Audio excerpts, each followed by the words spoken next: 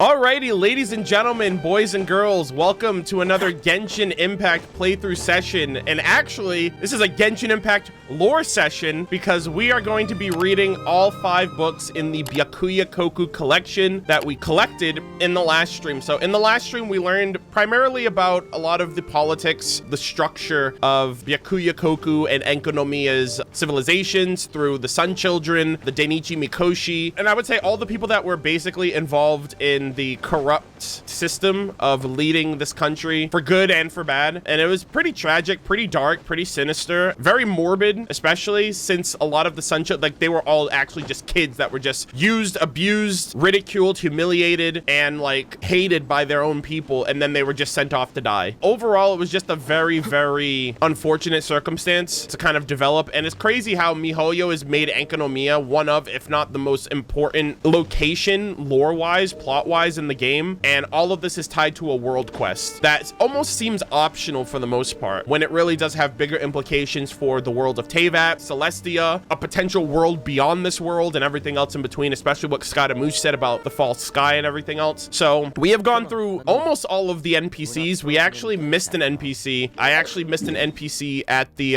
Vishap Research Center or lab over here. A little bit of cleanup, a little bit of housekeeping before anything, and we actually have to go to Dragon Spine, believe it or not. You're probably thinking to yourself, what the hell's in Dragon Spine? Well, I'll tell you what's in Dragon Spine. If you guys look at my map, I've put a few markers down, locations of interest for lore here, with the lore of Dragon Spine, Salvin Dagnir, and all that stuff. And I need to come here because I made a shocking discovery that I need to share with you guys, which is pretty baffling. I discovered this recently. There's a chest right here. A common chest, and I was like, holy shit, a chest in Dragon Spine. I never thought I'd see the day. Let's go, boys. I definitely wanted to commemorate this moment on stream. We completed Dragon Spine during version 1.2, and there was actually a chest big chilling over here. So it's right here at this location. Make sure you backtrack, double check this area, because if I missed it, you could have missed it too. So next up, we're gonna go to Inazuma. Following Enkanomiya 100% completion. By the way, after yesterday's stream, I did go back and collect almost all of the sigil locks. I used the interactive Genshin map, and I made sure to get all of the sigil locks. So I got basically the remaining chests of Enkanomiya. So I do think for the most part, Enkanomiya is 100% completed. And I'll go as far as to say this. I actually think of all of these areas, Mondstadt, Liyue, Inazuma, Enkanomiya, and even Golden Apple Archipelago, I think Enkanomiya was the perfect size, the perfect level of pacing, and the perfect level of like, it wasn't super crazy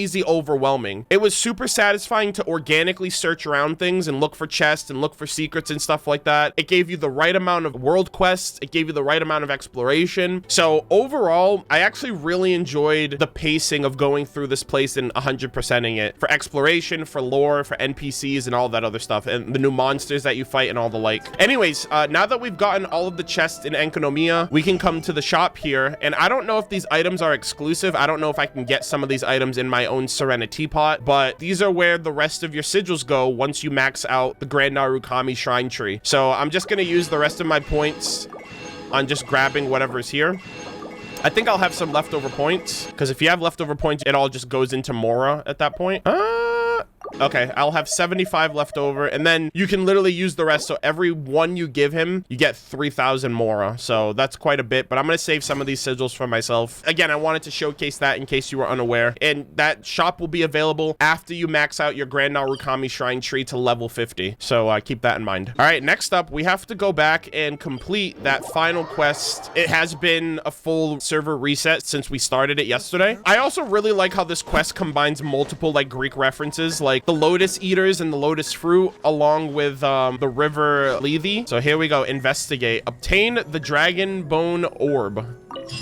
So this is a Dragon Bone Orb. Looks pretty ordinary. It doesn't look very mysterious or useful. Will it sell for a lot? Wait, they want to sell this? Hell no, bro. I am not selling that. Hold on, where is it? Bro, why do we have to sell everything? Like, I'm so pissed I had to sell that dull ring after we did the 9 pillars apiece. So I'm gonna keep this. It's also a quest item too. Dragon Bone Orb. The fruit of the Dragon Bone Orb created via the use of the waters of Lethe. It is said to sweep away one's worries and bring peace, giving up your objectives, forsaking desire, fire and becoming content and satisfied. Is that not happiness? No, that is pure apathy. All right, so next up from there, now that we've done that, I'm actually gonna hold on to that fruit just because I don't know when it's gonna be relevant. It might actually be for a future quest, but if they're giving you the option to sell it, I don't know if they'd be like, hey, well, if you sold it, you missed out, but if you kept it, then that's good. So I actually don't know if it's gonna have any type of relevance other than just being in your inventory as a memento, which I'm fine with that. I have 37 million more right now, so I'm big chilling on money. So we are actually gonna travel to that island over there so we can talk to the NPC that is at the Vishap research lab, because for some reason I skipped it yesterday. I completely forgot that there was an NPC there. So we're gonna go there, talk to him, and do that world quest, and then we're gonna get into the books. Hey, okay, so I actually don't know who this guy is, or this person is rather. This is the third group of people you've sent here in Enkonomiya's last day. If you want to collect the experimental records, then I have nothing to say to you. Perhaps if you can convince the Erebos and Sangonomiya factions to cease their squabbling, we may yet discuss this. In any case, I'm on Sangonomiya's side. It's better that these records remain forever buried here in the darkness. Experimental records? What? You're not here to retrieve them? Then leave. But that said, no ordinary person should have been able to find this place. Are you a Jibashiri, or were you sent here by Sangonomiya to silence us? No, we're just... Well, aren't you the bright spark? What do you mean? We're here to watch you work. We're here to check out the measures you've taken to ensure the security of the records. Whatever the case, your ability to get here indicates that you are no ordinary person, but I don't care what side you're on. Leave this place. Better sooner than later. I placed the records deep within the place, and the way can only be opened by activating an elemental monument. That will require a large amount of elemental energy. Once everyone leaves Byakuya Koku, the Bathismal Vishaps will be let loose. They have been raised to react to a special kind of elemental energy. The Bathismal Vishaps here are all of an enhanced variety, and they have a very high chance of passing their unique traits to their offspring. In a few years, this place will be swarming with powerful Bathismal Vishaps. As such, the records will be safe as can be. Wouldn't it be safer to just have the records burnt? That was an option that I favored, but our research team was split, and it's not as if I don't understand the other perspectives. We're saving Watatsumi. We're heroes. We're going to be the villains of this story, aren't we? Both views have merit. And besides, leaving the truth to a generation that can forgive us for what we've done, this is an option that I can also appreciate. Looking at you, you must either be a Jibashiri or one of Sangonomiya's retainers. Tell the higher-ups this, that, oh, Michiya, okay, that's this person's name. So it's also interesting too, that they relied on like the elemental energies of the world to trigger like certain things regarding the Vishaps. Visions weren't a thing here at the time. So that's also very interesting, because they were like, oh, you're gonna need a lot of elemental energy to do that. And I'm just like, bro, I have a vision. I'm big chilling, you know? Tell the higher-ups this, that Michiya will remain in the restricted zone until the moment of departure comes to ensure that no one else reaches the area. So that makes you Michiya then. Although I'll probably have to change my name once we get up above the surface to start a new life. Still, our wrongdoings are not so easily wiped away. Talk to the after image in the restricted section. Oh, that was it? Oh, damn, that was easy. I guess it's because I already got the book and did all that other stuff, so the quest is already, like, done. As for the rest, I shall not say. Okay. Hey, easy clap, boys. You love to see it. That was the easiest freaking quest I've ever done. Someone in chat said, time to end up on Celestia's most wanted list for reading. Yo, facts. Yo, I'm about to be Teyvat's most wanted fucking criminal after this, dude. I'm about to join the Abyss Watchers with my sister after this shit. Anyways, everything else is done. We have done all of the housekeeping, and all we have left to do now is to read the crimes of this world and figure out the truth of what's going on with everything with Enkonomiya, Celestia, the world outside of this place, where the fuck they came from as aliens, and everything else in between. Why the fuck are we doing this to ourselves? I'm so scared. I do have a notebook, by the way. We are going to be writing down relevant information based on these readings. So we're going to be reading the Byakuya Koku collection, volumes 1, 2, 3, 4, and 5. I guess the books and those texts got like manifested into readable form in that picture world or that painted world or whatever. And they all just got jumbled into one collect book. So we have volume 1, The Serpent and Drake of Byakuya Koku, volume 2, Before Sun and Moon, volume 3, Hydrological Studies of Byakuya Koku, volume 4, Bathismal Vishap Experiment Records, and volume 5, In the Light Beneath the Shadows. I'm gonna be a fucking changed man after this, I swear to God. Volume 1, Mysteries Creation Conceals. The sun and moon omens reveal. Three corners of darkness shrouded. The void of five saints clouded. Fucking rap god, let's go. The universe has no beginning and no end, and so it was with the land that once was. But this matters not to us, for the land that bears us no longer has anything to do with the eternity without starting or ceasing. So said the lone sage Abaraku to the first sun child. The sun child had long intended to punish Abaraku. Summoning the sage before the throne in this manner was but an additional way of making things difficult for him before detaining him. Legend has it that Abaraku was opened up to wisdom by Tokoyo Okami. That must be a person then. Tokoyo Okami, like a god, because Okami is usually derived from like a god, but I don't know who that is, or if it's like a different name for a god that we know of, and was thus able to bring light to Enkanomiya.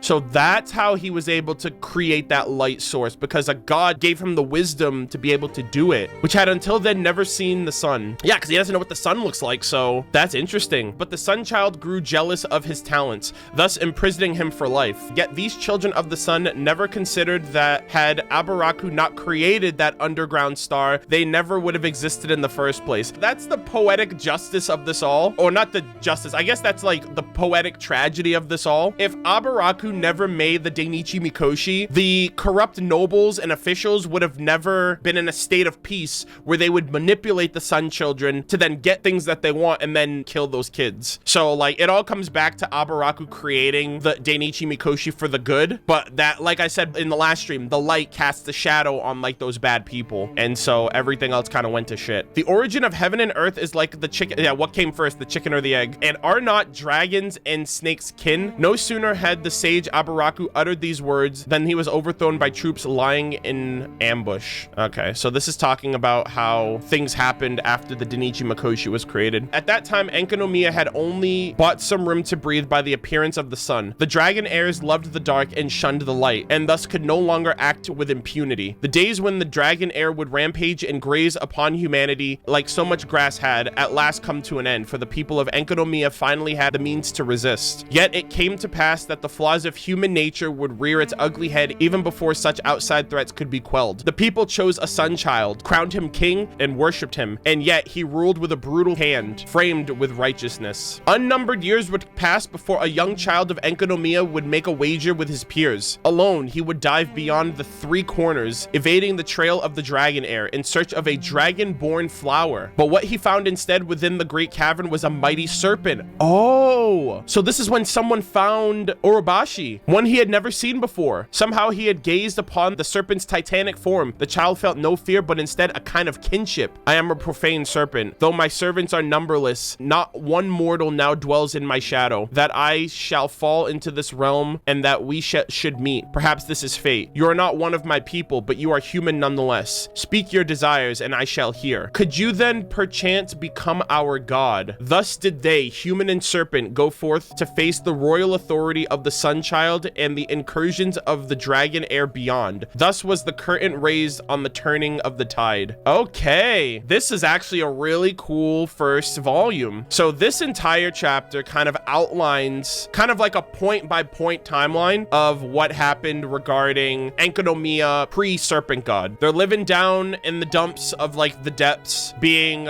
subservient to the Vishaps and the dragon heir of the depths, and then Abaraku gets some wisdom put into his ear by this god Tokoyo, and thus is able to create the light of Enkanomiya in the form of the Dainichi Mikoshi. Peace is sustained, they're able to fend off the Vishaps and the dragons and all that stuff and be able to kind of live their life. But then humans start getting involved. Abaraku is thrown in prison, the sun children are established and are taken advantage of, and the corrupt officials basically take over Enkanomiya's government. Shortly thereafter, a young child is wandering, just minding his own business, and goes into a cave and finds Orobashi, the serpent, who fled from the Archon War into the Great Sea and managed to find its way to Enkanomiya, I assume. And then that's when they made their contract of like, hey, can you be our god? Can you protect us? And that's when the serpent fought the dragon. You know, the serpent fought the dragon heir of the depths, and banished it and brought its people to the surface. That's my interpretation of how this is. I'm not going to say specifically if this is true or not. Like I said, this is all speculation from my interpretation. This could be wrong, but that's what I think this is all saying. The first volume, pretty straightforward for the most part, information that we have known thus far. Volume 2, okay, this is where shit's gonna fucking blow my mind, because volume 2 is before Sun and Moon, and this is the information that will confirm that Celestia is from the outside world. This is the book that Enjo and the Abyss Order and even Conria were trying to get their hands on. Volume 2. What we wish to record is the tale of how heaven's will took shape on the earth below. O heavenly gods, these creations are your work. Grant us divine wisdom. Let us endlessly record. When the doves held branches, when the eternal throne of the heavens came, the world was made anew. Then the true Lord, the primordial one, primordial one. When the eternal throne of the heavens came, the world was made anew. Then the true Lord, the primordial one, came forth and did battle against the 7 terrifying sovereigns, dragon lords of the old world. 7 dragons, 7 archons, 7 nations, 7 elements, 7 sun children. Bro, this game loves the number 7. Okay, 7 sovereign dragon lords. Is that Ajdaha? Is Ajdaha one of them? That literally reminds me of Ajdaha, because he's known as a dragon king, dragon lord. The primordial one created shining shades of itself, and the number of these shades was 4. On Phanis, or the primordial one. The primordial one may have been Phanis. It had wings and a crown and was birthed from an egg, androgynous in nature. But for the earth to be created, the eggshells had to be broken. However, Phanis, the primordial one, used the eggshell to create the universe and the microcosms of the world. Give me a second. I actually know what this is. So, Exhibit A, ladies and gentlemen. This is also Greek inspired, but we have an Orphic egg. In ancient Greece is a cosmic egg from which hatched the primordial deity Phanis, who in turn created the other gods. The egg is often depicted as a serpent-like creature. So this is what I remembered, because I have seen this before in Latin class when I was in high school. I remember it as the world egg, because I remember like world egg, world tree, stuff like that. The world egg, cosmic egg, or mundane egg is a mythological motif found in the cosmogonies of many cultures. Typically, the world egg is the beginning of sorts and the universe of some primordial being coming into existence by hatching from an egg, sometimes laying in on the primordial waters of the earth. Eggs symbolize the unification of 2 contemporary principles, representing the egg white and the yolk, in which life or existence in its most fundamental philosophy sense emerges. So MiHoYo is doing big fucking research right now by connecting these Greek motifs with Enkonomia and even predating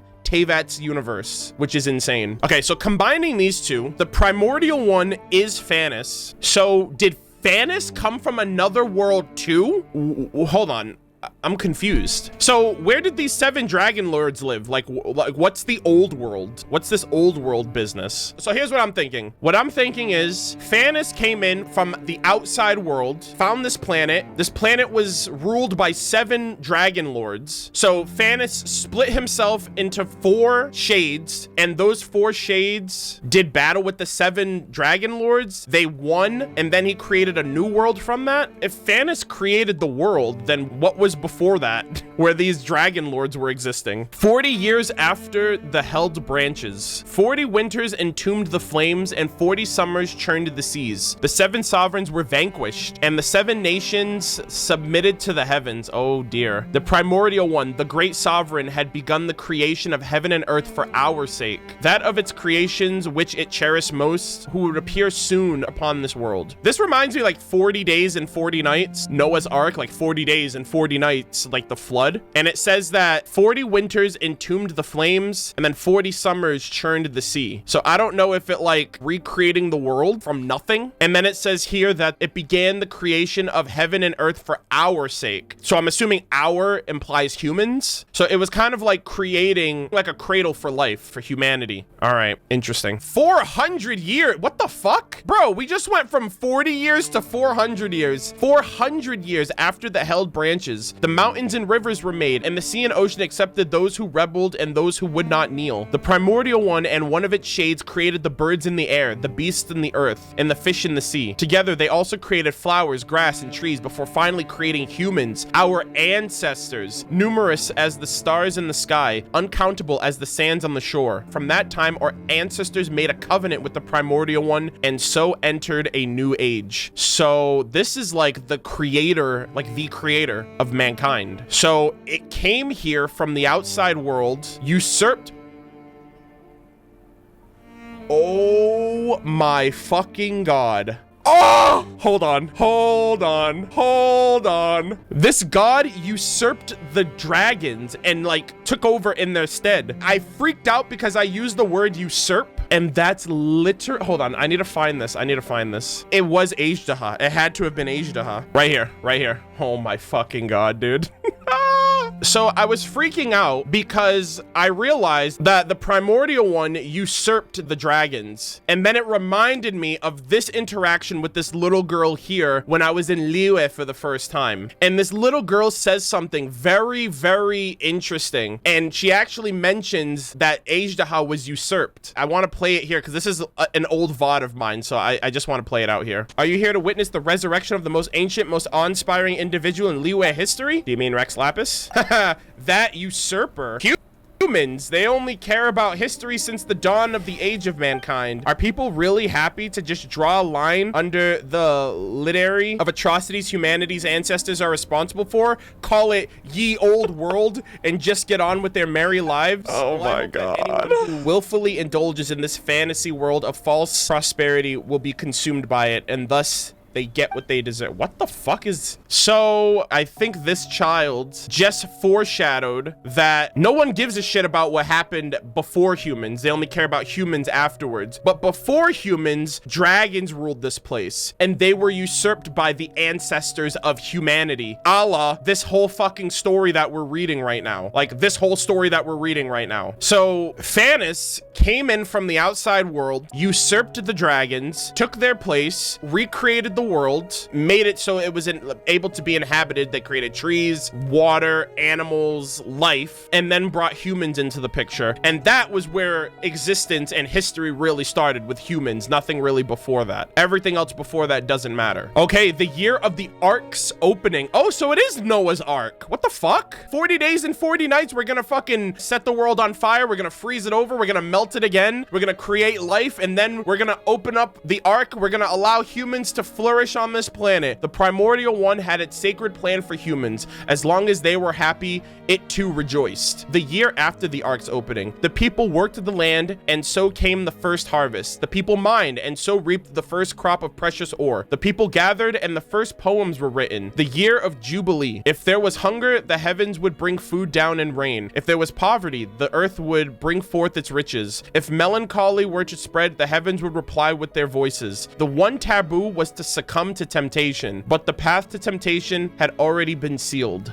So you think. The funerary year. The second throne of the heavens came, and war was rekindled. Wait. So that first line was actually important. The eternal throne of the heavens is referring to the primordial lord. So eternal throne of the heavens equals Fanis, aka the primordial one. But now there's a second outsider that's moving in. The second throne of the heavens came. So Fanis comes in, does all this shit, and now another outsider is moving in and is fighting with Fanis. I'm wondering if they're both from the same spot. Like if Fanis was chased here by the second who came. Okay, the second throne. If the first throne of the heavens was Fanis, I wonder if the second throne of the heavens is Celestia. And so Celestia overthrew Fanis, took over, and the ancestors of humanity must have been Byakuya-koku people who were then shunned to the depths and sealed off from the world because they knew that Fanis was their original creator, and Fanis has now gotten usurped by Celestia. I'm assuming that that's what's gonna happen here. The second throne of the heavens came and war was rekindled, and it was in the world's creation. That day the heavens collapsed and the earth was rent asunder. That's what one of the NPCs told us. Our ancestors and their ancestral land fell into this place. During that conflict, the era of darkness had begun. There it is. There it is, boys. There it is. What I want to know is if Celestia and Phanis are from the same place, because Phanis came from the outside world and so did Celestia. And if I didn't know any better, I would think that Celestia followed Phanis here. I literally don't know anything about like the outside world. It's almost like outer space to me, right? It's kind of like Earth is Teyvat and the outside world is outer space. We don't know shit about, at least I don't know shit about outer space, or where, like, we don't know about aliens or anything like that. So this is like super fucking scary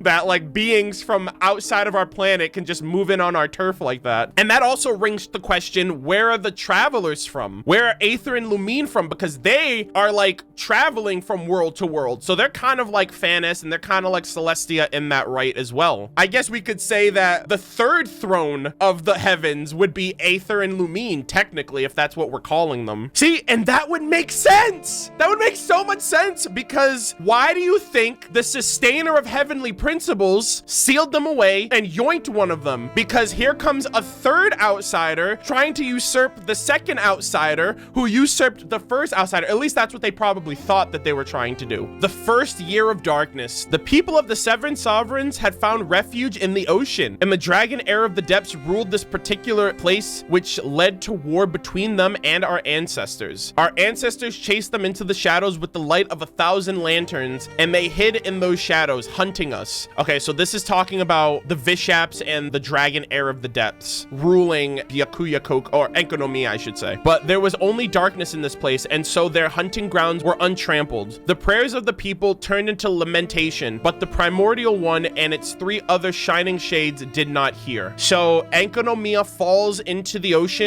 or falls into the depths. Meanwhile, there's a war going on with Phanis and the second throne. Like, all of this conflict, Enkonomiya is suffering because of the Vishaps and the dragon heir of the depths. But the primordial one and his shades couldn't be bothered. They're like, bro, we got bigger fish to fry. I'm sorry. The parable of the sun. In a dark cavern, there lived a group of people who have never seen the light. Among them was a sage. Yo! Abaraku, our boy. Among them was a sage who had once seen the sun and had told the wait, hold on, that might not be Abaraku. I thought it was him, never mind. Among them was a sage who had once seen the sun and had told the gathered folks that what life under the sun was like. Oh, okay, so these are people that were once above ground that are now underground, that are like, I remember the sunlight, and about the great might of the sun. Seeing that they did not comprehend, he lit a torch, and thus the people came to worship the flame, believing it to be the sun. They even got used to a life of darkness and fire. When the sage died, someone would monopolize the fire. Using it, they would cast a large shadow over the land. Huh. Is that Abaraku, actually? They said that Abaraku never saw the sun, but he was given wisdom by Tokoyo Okami, which is what led him to go on to create the Dainichi Mikoshi. That reminds me of like Prometheus, like giving the fire, the flames of knowledge to mortals. That definitely has Prometheus vibes. It's a parable of the Dainichi Mikoshi's creation and what the fire and what the light represented and what it meant to the people. And it also says, like, when the sage died, and we knew that Abaraku was a sage, that someone would monopolize the fire, which would be like the people who like use the sun children and all that stuff, and thus they would never have to worry about being, you know, subservient to the Vishaps. The parable of the Lithiid lotus, a lotus that causes all who look upon it to forget their troubles. Yep, okay, so we just did this quest, the Lotus Eater. A ship captain searching for the way back to the surface discovered a tribe of people who ate these lotuses. Some crew members stayed in that place, others rejected that temptation. Life is a boundless ocean of suffering. We are only searching for the way home. Okay, so that's a Lotus Eater reference right there. And then the third year of darkness. We knew the only one that had not forsaken us as the ruler of time. Wait, whoa. Oh, wait, what the fuck? The god of time is actually relevant? Bro, we have not heard of the god of time since Mondstadt. She was the moment. She was every moment. She was the measure of 1,000 winds. And the sun and the moon. Dude, Thousand Winds Temple and before the sun and moon. Okay, so they are referencing the same god of time that we knew about during that quest line at that isolated island off of the coast of Mondstadt, or off of the coast of Stormbearer's Mountain or Stormbearer's Point. And that sundial that's out there in the ocean is connected to the sundial at the Thousand Winds Temple. And they're mentioning the Thousand Winds Temple and the sun and the moon. She was every second of joy, every moment of rage, every second of longing, every minute of obsession, possession. She was every flash of delirium. We called her Kairos. Okay, so we got a name. Holy shit. Or the ruler of the unchanging world. We dare not speak her true secret name, so I will pen it here only once, but in reverse. Okay.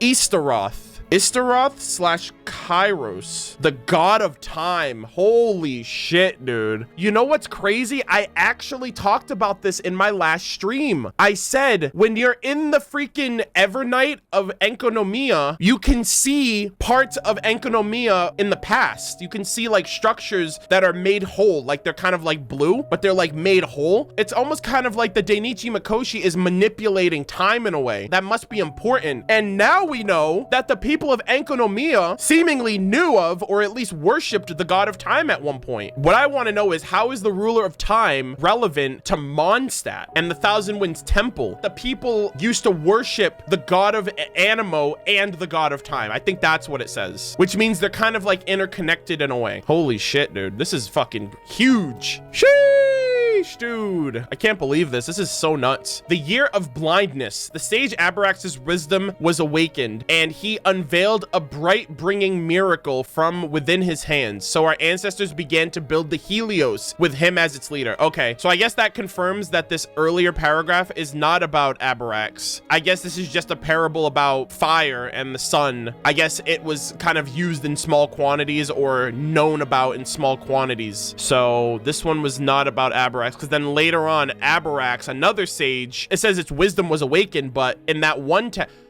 oh, you know what I'm thinking? Tokoyo Okami. People in Enkonomiya, they have a Narukami style name and a Byakuya Koku style name. I wonder, because now we just got word of a god of time that existed here. And Tokoyo Okami, Okami means like god. So I wonder if Tokoyo Okami is the Narukami version name of the god of time. And then Kairos is their Byakuya Koku name, because that would explain how Abrax gained the wisdom from a god to create the Helios. Because I've been reading Tokoyo Okami this whole time, and not once have we gotten any mention of a god living amongst these people until the god of time right now. And Istaroth, I don't even know what the fuck that's a reference to, like what that name means. Some of these gods have multiple names, so I don't think that's outside of the realm of possibility. The year of sight and the first year of sun and moon. Helios, the divine chariot of the sun, it was finally completed. The white night came, the Evernight was banished. The years of the sun and moon had begun. The second year of the sun and moon. Our ancestors sought the returning ways, for surely the war on the surface had ended by now. But the primordial one, the first throne, had laid down a ban, preventing our ancestors from finding the path home. In that case, the primordial one must have defeated the second who came. Abrax was imprisoned by order of the sun child. Holy shit. No, I think the primordial one lost to the second who came. Here's what I think happened. They said the primordial one laid down a ban. So the primordial one sealed off Byakuya Koku from coming back up to the surface. And then it lost its fight with the second one, which is why they just ended up staying down there. Meanwhile, Abrax was imprisoned by order of the sun child due to the corrupt officials. That's when things started going downhill for Byakuya Koku, or Enkonomiya, I think. So I'm gonna refer to it as like primordial one Fanis is the first who came, and then Celestia is the second who came. I'm assuming the second is Celestia, and now they're the ones in charge of the world that wasn't even created by them. They just walked in and they were just like, this is a hostile takeover, the change in management.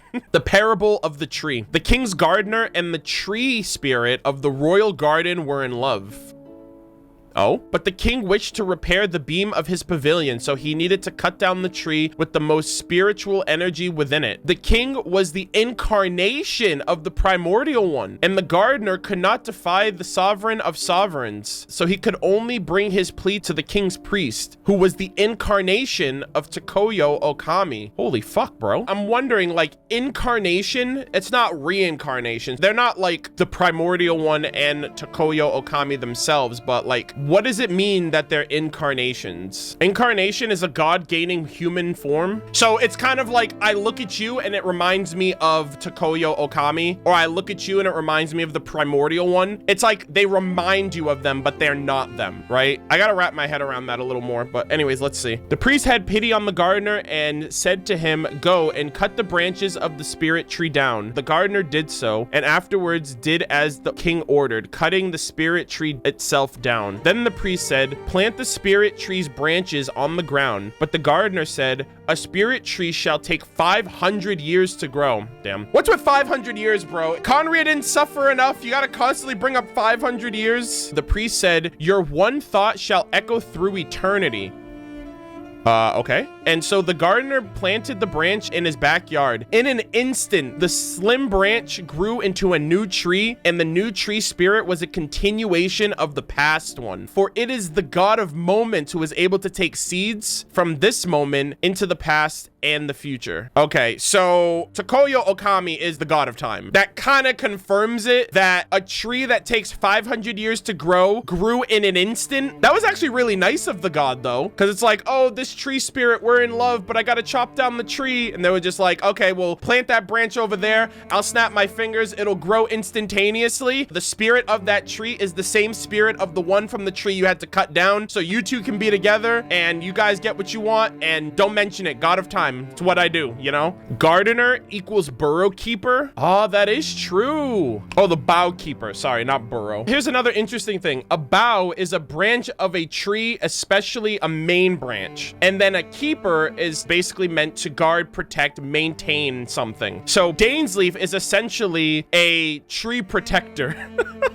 And this gardener just protected this tree spirit. So I wouldn't be surprised if Dainsleaf is the person in this story, because you also have to remember that he's known as the Twilight Sword, who was also meant to protect the royal family. Again, all speculation, all conjecture. I don't know if any of what I'm saying is true, so take it with a grain of salt. Anyways, the 10th year of Sun and Moon. Abarax is long gone. The events before the Sun and Moon have been recorded sufficiently. Well, if I do not dare to write things down just as they happen now, how could I consider myself a scribe of Takoyo Okami? Hark, I hear armor without. Here, I shall stop writing. Oh shit, it was a scribe that documented all of this. A scribe of the god of time. Holy fucking shit, dude. Okay, so I'm officially on Celestia's hit list. They're gonna fucking kill me if they find out what I know. Also, Venti, Zhongli, and A have some explaining to do, because those motherfuckers aren't even from this world. I mean, they kind of are in a sense, but they're subservient to people who aren't even from this world. But they know, and you can't live in ignorance, because even if you live in ignorance, it doesn't make you innocent. Holy shit. I can't fucking believe this. And that's only 2 books. We're barely halfway done. My God. And this is taking place over dozens of years, bro. Hundreds of years, maybe even. This is the 10th year of the Sun and Moon. This is the 2nd year of the Sun and Moon. This is the 1st year. So they go through a bunch of different phases. They go through like the first 400 years or so of Phanes' rule. And then they go through the funerary year when like the Age of Darkness shows up because of the second throne coming in and usurping the primordial one. And they basically just kind of take over, which basically proves it that Celestia, just like the creator of this world, is from another world. And it also sucks too because the dragons were also usurped, which is very interesting. So I wonder if it's like 1 dragon per element. Dvalin is an Animo dragon. He was birthed from Animo. We know that Ajdaha is the Geo dragon, right? Forged of elemental crystal. I don't know where that puts Durin, right? Because we know that there's like a void realm as well. I think Rhindaughter was trying to create her own sovereign dragon lord in Durin. I wonder, because dragons aren't very common like in this world. You know, like I said, there's Dvalin and Ajdaha right now. I wouldn't be surprised if there's a dragon, right? There's the dragon heir of the depths, which I assume that one is for like water or electro for Enkonomiya or Watatsumi Island. And then I'm assuming there might be one for every other region as well. But these guys must be like the head honchos who lost the war, and some of them died and some of them fled, and Ajdaha might have been one of them. Because if you remember, during Zhongli's character storyline, it even showed that like Zhongli found Ajdaha. He was like molded within the mountains. So like he was in his like most rawest form at that point. And then like he created like Ajdaha's current form. So Ajdaha probably looked different in the past. And the fact that he also mentioned that Morak acts as a usurper and all that. I don't know if that's erosion talking, but it seems very clear that Ajdahan knew of a time before mankind, but people only care about the time of mankind and afterwards. I cannot fucking believe that two beings from the outside world came here at two different points. One of them came around, killed the dragons, brought up humanity, and then a second one came, killed the first one, usurped them, and took its place as Celestia now in the sky. And now Celestia is giving out like visions and shit and like gnosis. And I feel like that's their way of trying to inherit full control of people and make sure like, hey, these humans aren't ours, but we're gonna give them these visions, we're gonna give them these gnosis, and we're gonna make sure that you can keep tabs on them, basically, if you have like a power that resonates with Celestia. What I'm wondering though is they mentioned that there are these shades that the primordial one created. There were 4 shades of itself. It created shining shades of itself. The number of these shades was 4. I wonder if the god of time was one of them.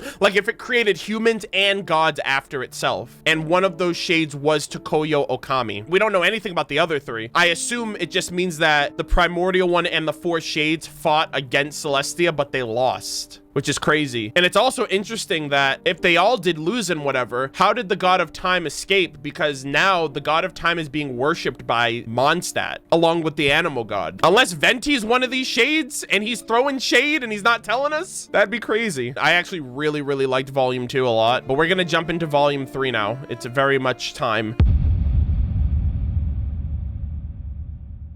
The land beneath the Aphontic depths is vastly different from those on the surface, to the extent that all surface-derived common sense must be abandoned down below. We all formerly knew that land and sea was given unto us directly by the heavens. In this new world of ours, we must start groping from even the simplest methodologies anew. O you who came after and read these words, do not take the life you lead for normalcy. Even if after 100 or 1,000 years, people should grow used to life down here. Always remember, these days with neither sun nor moon are abnormal. Even if some sage were to draw us to sun, there will surely be filthy wretches who will borrow its light to cast long shadows over us. Ah, dude. Foreshadowing at its finest right there. This book is intended to help people understand the world they live in and to never forget our desire to return to the light. This book is being constantly edited, redacted, and modified over the years. Even the name of the book's title has been changed from Aphotic Earth to Tokoyo Koku before becoming Byakuya Koku. Oh, wow. Later, due to the grace of Watatsumi, the people of the depths would return to the sea's surface, but it seems like Aphontic Earth has some special meaning, and it has not been universally changed throughout the text. What does that mean? That first passage was very interesting. Of wind and water. Byakuya Koku has no mountains to speak of, and so it is pointless to speak of them.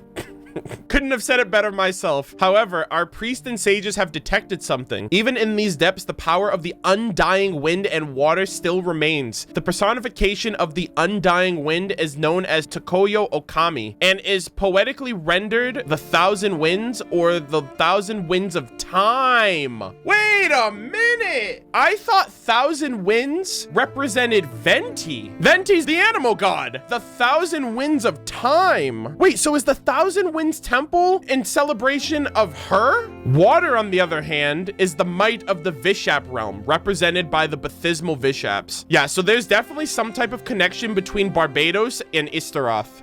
I don't know if that's Venti's mom, or if that's Venti's, like, lover or something, or if it's just Venti's, like, very good childhood friend. There's definitely some connections between the Animo god and the god of time. I just don't know what it is. We have already developed a certain field of study regarding the relationship between sunfire, wind, and water. As such, both hydrology and the undying winds must be considered before undertaking any project of civil engineering. Wow, that's very interesting. The border of Byakuya Koku. The borders of Byakuya Koku are marked out by 3 corners. These mark the limits of the seesaw clashing between humanity and the Vishaps. During the era of Byakuya Koku, towers of the 3 realms were built at these 3 corners, used to harmonize the 3 realms. Their ancient names have been lost to time, and they were renamed after the coming of Watatsumi. These towers are exceedingly important, and they are not in locations aligned with either wind or water. Rather, their purpose is to stabilize the tendencies of Byakuya Koku and control its winds and water. If these towers were to be imperiled, so would the entire nation. As such, they have been hidden using secret arts. Only the shrine maidens maidens and the vassals of Watatsumi can summon them forth. So the 3 towers of the 3 realms do exist, that being the human, Vishap, and Void realm. I wonder if Enkonomiya is going to get updated in the future, where we're going to be able to like utilize like these realms or unlock these realms or these towers to get more information on the past, especially if the God of Time comes back in the picture, because we don't know what happened to the God of Time. They just don't exist, even though they're somewhat remembered or celebrated to a degree in Mondstadt. All right, the Narrows. The Narrows were in the earliest times sandwiched between the mountain face and an area known as the Roundlands, thus earning that location its name. However, the exceedingly strange tectonic shifts in Byakuya Koku caused the Roundlands to collapse into the depths, thus causing the Narrows to widen significantly. Okay, so this is talking about every different point of the area. The Serpent's Heart. From the first time our ancestors discovered this place, it had already played host to a unique phenomenon in which space itself might overlap in a certain locale. Later, those who came before us would utilize this phenomenon by creating the Serpent's Heart. It would be used to guard secrets, imprison criminals, and worship the great imaginary serpent. Whoa, another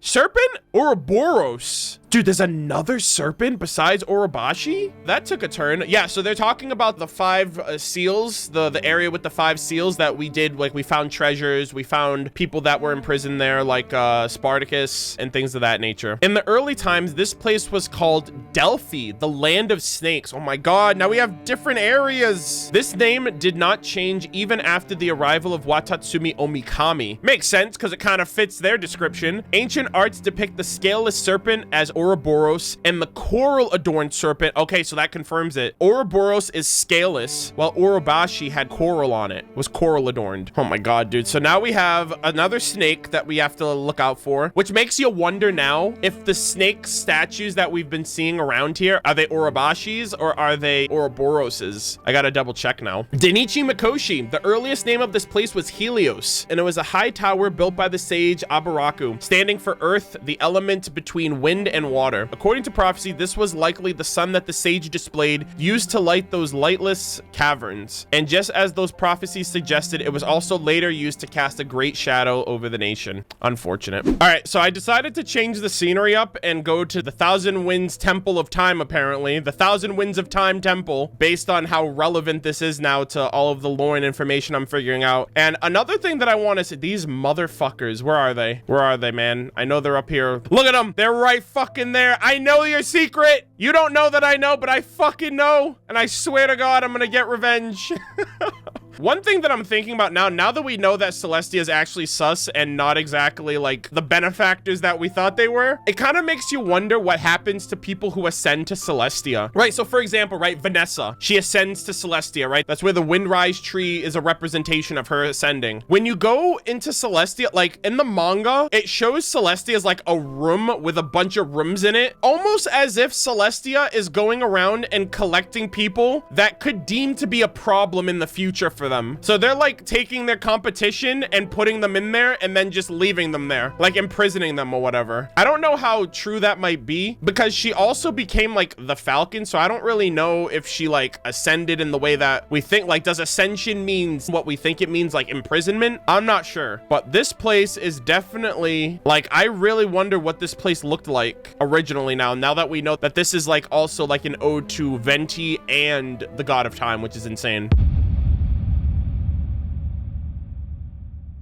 All right, Volume 4. Effective today, all experiments regarding the Dragon Heirs will be directed by Watatsumi Omikami in person. Oh, wow. All files preceding the founding years of the Watatsumi calendar have been destroyed. Dossier serial numbers shall no longer use the category Alpha, Beta, Gamma, Delta, and Epsilon. Yo, shout out to any RVB fans out there, which use the ancient Watatsumi tongue. Instead, we will use Earth, Water, Fire, Wind, Ether, and Void going forward. I don't know what Ether and Void would be. Void, I think of Abyss when I think Void. Ether, I'm not entirely sure. Ether is almost kind of like energy. Earth would be Geo, Hydro, Pyro, and Animo. All quotes and notions are to be written using quotation marks. The following order of writing should be observed: file, header, serial number, subject, author. Author can be omitted or their entire title within the research lab may be used. Usage of a researcher's ancient ancient Byakuya Koku Enkonomiya name or modern Watatsumi Narukami Inazuma name is forbidden. These experimental records are not to be used for the writing of diaries, love letters, or fantasy novels. Jesus Christ. They're like, bro, this shit's 100% confidentiality. Keep your identity anonymous. Do not share any personal information, and do not replicate these records in any way, shape, or form. The dragon heirs, hereafter named Bathysmal Vishaps, or simply Vishaps Evolution, is plain for all to see. Water 101, Dragon Heir Evolution 1. Okay, so these are the studies on the Hydro Vishaps, the water ones. We have tried lowering the temperature of the living environment of the young heat-resistant Vishap. As a result, they were weaker once matured. We suspected that this was because its body did not possess the seed required to resist such an environment. However, its descendants would all possess high body fat, greater predilection towards sleep, and would express the cryo element. Please refer to the experimental data after the main text. The abnormal data derived from sample 3 is due to my assistant feeling sorry for the subject of the anti-hunger control group and feeding it surreptitiously. When we then placed their descendants into swelling conditions, they would again choose, like their ancestors, the heat-resistant trait. However, none of them have developed traits indicative of the pyro element thus far. We do not have enough data to reach a conclusion at present, but we can make an educated guess that Bathysmal Vishets have the ability to awaken their seed freely before maturation. Vishap mothers can also create new seeds to pass on to their descendants should they encounter heretofore unseen challenging environments. It can be said that even before encountering us, the people of Enkonomiya, the Bathysmal Vishaps had already stored a veritable armory within their bodies. Yeah, so we know so far that the Vishaps, not all of them, but some of them, can utilize different forms of elements based on their surroundings, right? I think the Bathysmal Vishaps, at least the ones underwater, are kind of stuck with one specific trait, right? You have the Hydro ones, you have the Cryo ones. Actually, no, I think you have the Hydro ones, you have the Cryo one, and then you have the Electro ones. But in Liyue, you have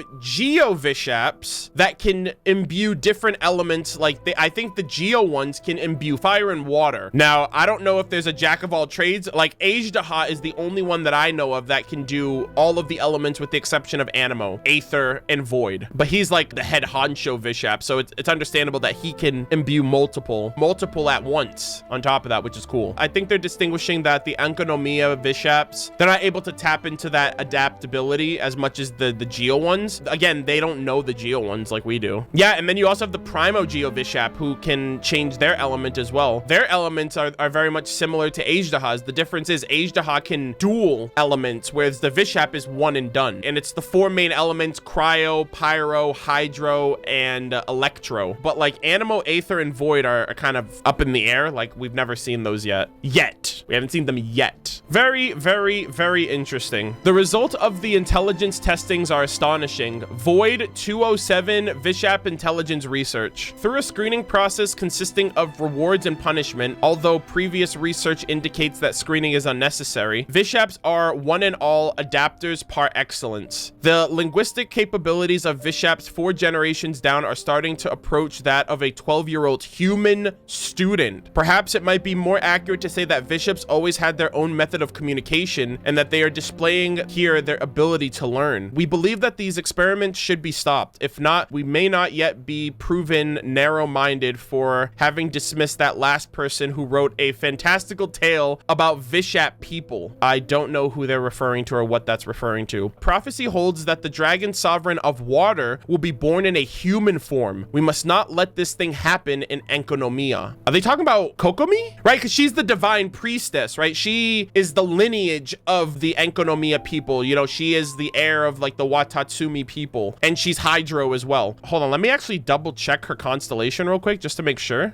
Yeah, that kind of looks like a dragon. That kind of looks like a dragon, buddy. And yeah, her constellation name, Dracana Somnolenta. What does that mean? Sleeping dragon or something? Yeah, so I'm pretty sure that it's her in human form as the leader of the Sangonomiya tribe, who are literally the descendants of the Enkonomiya people. So I'm pretty sure it's her. And she's the divine priestess. Come on. All previous attempts at grafting have failed. Void 907 Watatsumi Omikami Special Orders 1. 1. Because they cannot accept Watatsumi Omikami's blood, the Vishaps will fall victim to various adverse effects. Perhaps they are not yet strong enough, but we cannot be sure. Indeed, according to our rationalized Vishap evolutionary roadmap, we should have already bred the strongest Vishaps possible. The grafting can be considered a success. Void 907 Watatsumi Omikami Special Orders 3. The rejection originated from the Vishaps have been beings of the light realm, also known as elemental creatures, and thus being at odds with the human realm of which Okami and its Koro vassals are a part. The light realm? Wait, is the Vishap realm also the light realm? Because it says Vishaps having been beings of the light realm, but I would assume the Vishaps were from the realm of the Vishaps, also known as elemental creatures. So the rejection of Watatsumi Omikami's blood comes from the fact that they're like water and oil. The Vishaps are from the light realm and are elemental creatures, whereas Omikami and its Koro vassals are of the human realm, so there's just natural confliction there. All experimental logs are closed. No experiments conducted here resulted in the death of any dragon heirs. They all lived to see the end of their days. Praise be to Watatsumi Omikami, gracious and benevolent. Hey, no Vishaps were harmed in the making of this research. You love to see it. So that's another thing too. So they mentioned the light realm and they are elemental creatures. So does that mean anything that is of pure element is from the light realm, like the slimes, the Reggie's vines, and the whopper flowers and all that shit? I wonder. What realm would the Hilichurls be under? I would say the Hilichurls would be under the human realm. They're bipedal, they're humanoid, they have 5 fingers, they have feet, they walk on 2 legs, they have 2 eyes, a nose, a mouth, they have the same anatomical structure as humans. So I would categorize Hilichurls under the human realm, but I don't really know what their origin is necessarily, right? They could have been another civilization that got bodied by Celestia that we just don't know about, right? Because Conria became the Abyss Order, but we also know that life predated Conria, predated all this shit from as soon as Conria got here. So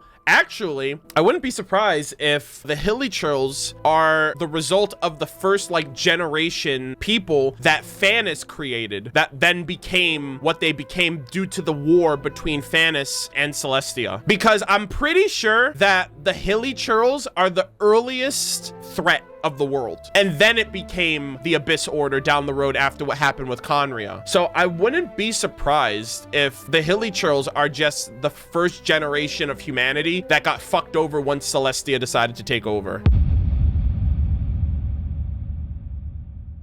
Question number 1. What walks on 4 feet in the early morning, 2 feet in the day, and 3 feet at night? Answer: a Vishap who transformed into a human to attend a ball, then broke one of its legs and eventually ended up walking with a cane. What the fuck?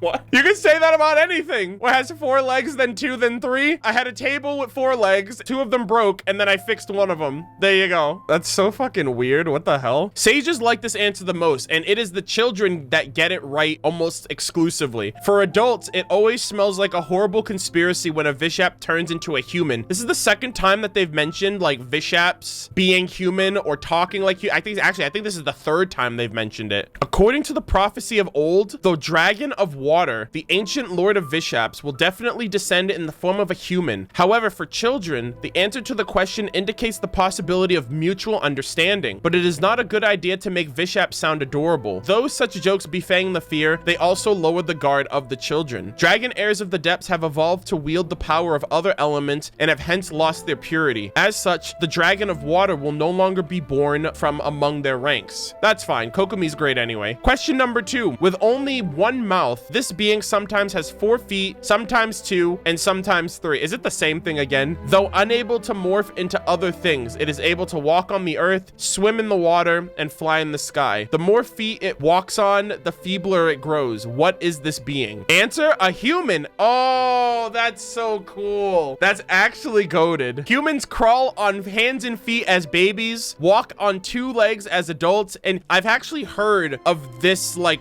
riddle as I think in high school. What walks on 4 legs, then 2, then 3? And it's like humans, like 4 legs as a baby when you crawl, 2 when you walk as an adult, and then 3 as an elder with a cane. The answer is undoubtedly a human. Yeah, I've heard of that one IRL before. Question 3. What talks with only 1 mouth but walks on 4 and 2 legs? Someone else's livestock. The fuck does this mean? This riddle is a very ancient one. In the past, we could only understand the meaning of livestock from reading text. Four legs referred to the four-legged animals such as an ox, horse, and forest boar. After Byakuya Koku fell into the ocean depths, these animals died out within 2 generations due to lack of habitable food and water. Since the arrival of Watatsumi Omikami, some of us have returned to the sea's surface to build a home and interact with the people there. Therefore, we were able to review the names of these animals. According to the vassal and the Omikami's prophecy, we shall all move back to the sea's surface someday. So it is important to get these names right. Ox means cattle, horse means horse, and forest boar means forest boar. Question number 4. Who are the 2 sisters who gave birth to each other every day? Answer: Day and Night, or White Night and Evernight. This riddle is easy to understand. It alludes to the success of night and day, which in Byakuya Koku means the cyclical white night and evernight under the control of the Dainichi Mikoshi. Though the land was an everlasting night before the Dainichi Mikoshi was built, the light of day that people had seen has remained unchanged. By the way, the special astronomical phenomena of Byakuya Koku, the mirages of the sunshades, were the first indiscriminately referred to as the eidolons and seen as the 2 sides of the same coin. It was not until the arrival of Watatsumi Omikami that the people of Byakuya Koku were able to understand the 2 phenomena and name them differently. Though the sun did not shine upon Byakuya Koku, the mirages that appeared in white nights were named Sunfire Phantasms, and those of Evernight Ghostfire Phantasms. As time went by, both of them came to be referred as Sunfire Phantasms, for they are essentially the same thing. Question number 5. I am the shadow born of the Lord of Light. I am a wingless bird that rises from the earth to the sky. Those who shed tears in my presence feel no sorrow in my bosom. Away with the gentle breeze I fade, and thus ends my fleeting life. Answer. The answer is smoke. Birds are winged creatures, and it is normal that they are not seen in Enkonomiya. Oh,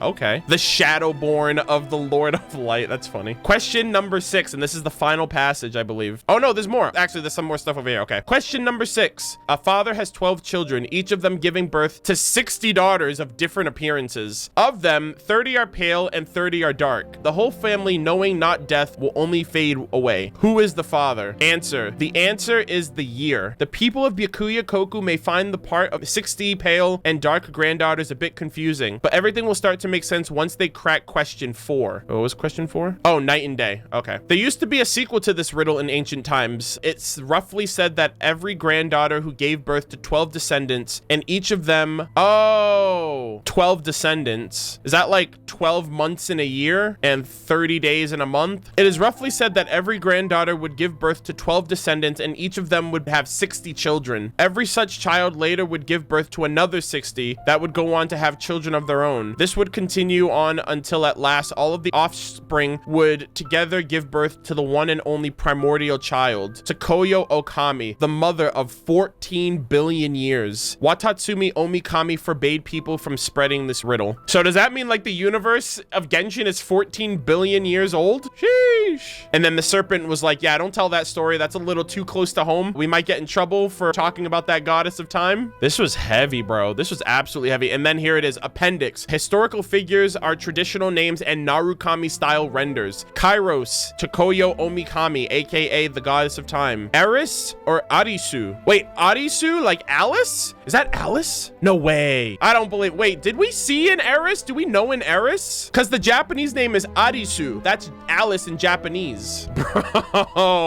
Bro. Dude, Alice is gonna be the biggest fucking lore drop of this game if this is actually a reference to her. Abarax, Abaraku, that we know that one. Charon equals Ka. Spartaka, Supita, Emma, Koi. We didn't get a Byakuya Koku for Koi. Antigone, Antigonus or Ante. Erebos, Iboshi, Echion or Eki. Udeus or Uda. And lastly, we have Asclepius or Surepio.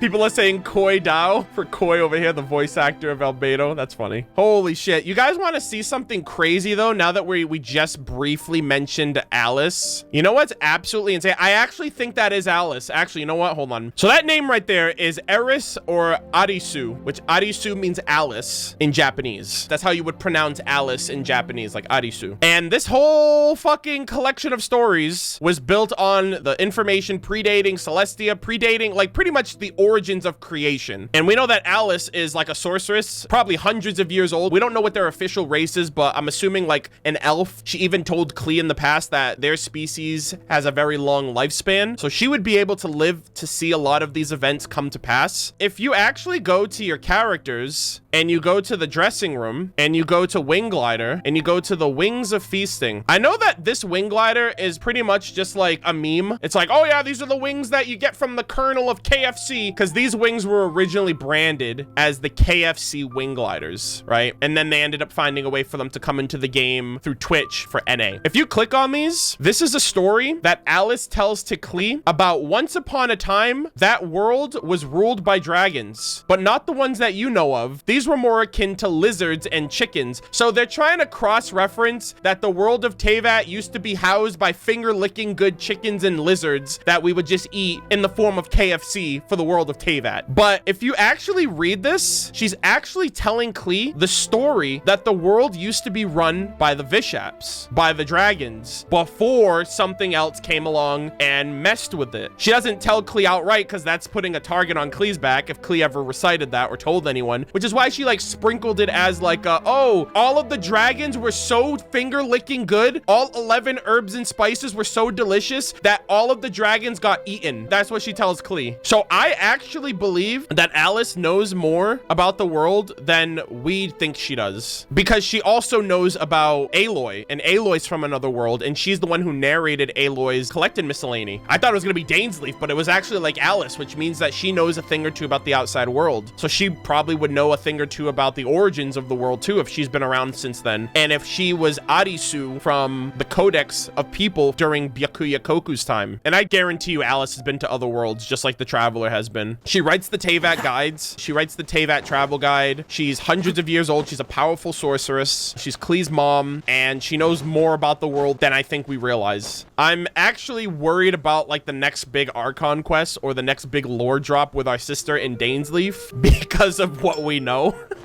I have no fucking clue how this is gonna unfold or anything. We also got interesting tidbits of information regarding the goddess of time, Kairos, aka Istaroth, who is somehow tied in with Barbados or the Animal Archon. It's just gonna be a very long time, I think, before we get the answers that we really want. But at the very least, this was such a cool revelation of lore and general information about what came before the sun and moon, what happened with Byakuya Koku, what happened to, you know, the world before Celestia.